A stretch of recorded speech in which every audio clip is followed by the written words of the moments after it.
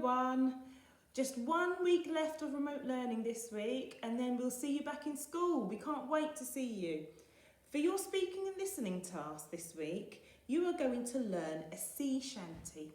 Now a sea shanty is a song that rhymes usually, and the sailors would sing it whilst they were working because there's lots of jobs to do on a ship. So if you think of the song, what should we do with a grumpy pirate? What should we do with a grumpy pirate?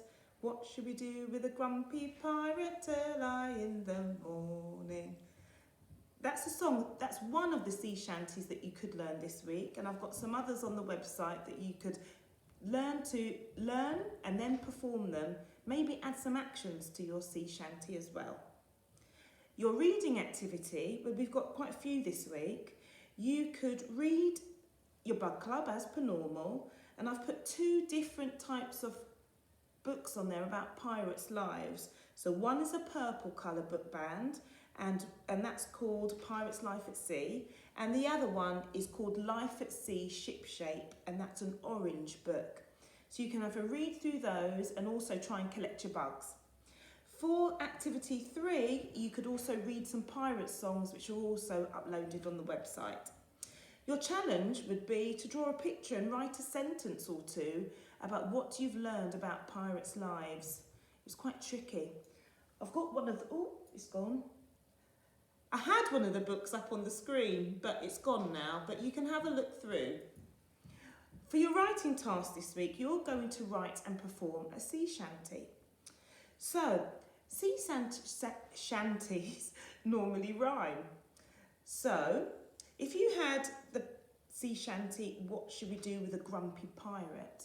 I'd like you to change that from a grumpy pirate to a poorly pirate, because remember they're going up and down on those waves on the sea.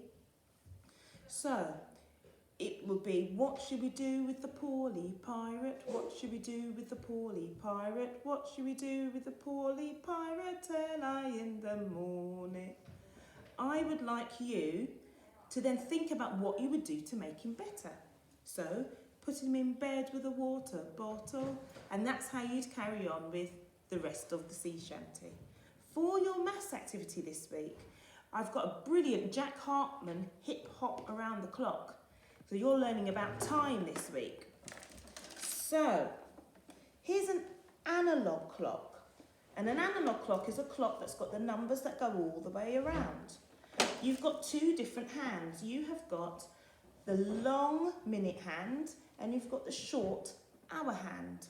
And we're going to be learning to tell the time to the hour, and then learning to tell the time to half past the hour.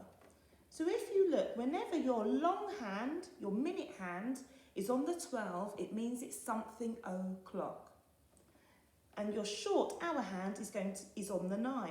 So that means it's 9 o'clock. And if I were to change the time, what time is that showing?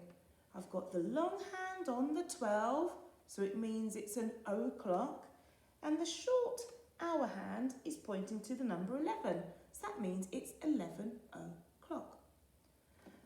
Now, when you're learning to tell the time to half past the hour, imagine your clock is like a massive pizza. If you had half of the pizza, your long minute hand ends up on the 6. That means it's half past something. Now if you look at your hour hand, it's gone past the 11, so it's in between the 11 and 12. So this time on my clock is half past 11.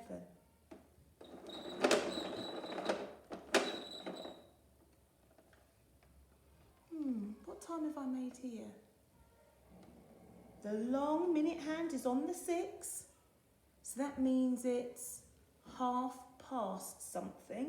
Then you look at your hour hand, it's gone past the 1, so the time is half past 1.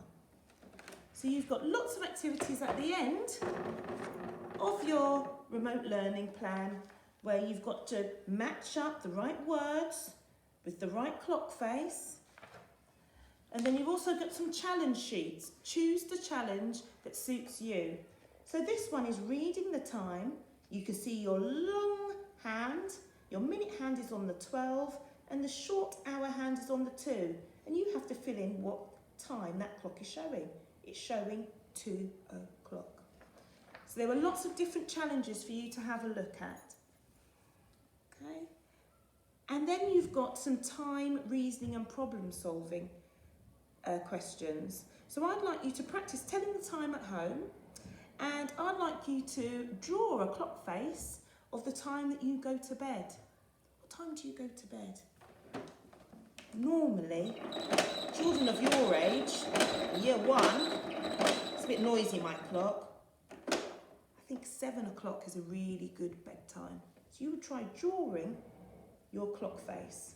Remember, your 12 needs to be at the top, your 6 at the bottom, your 3 on the right hand side and your 9 on the left hand side.